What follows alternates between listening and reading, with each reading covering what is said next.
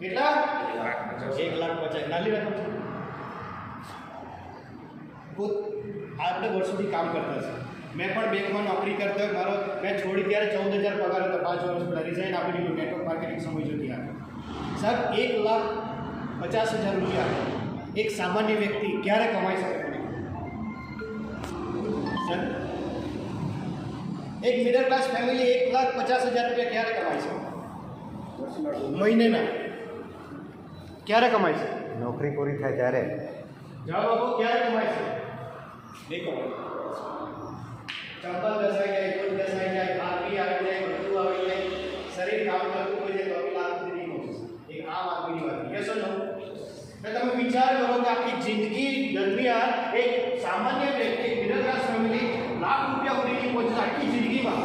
ત્યાં એમબી શોપી કહે છે કે તમે કામ કરો 1-2 વર્ષને આમ લઈને જાઓ તો પણ આપણે કહીએ કે મારી પાસે ટાઈમ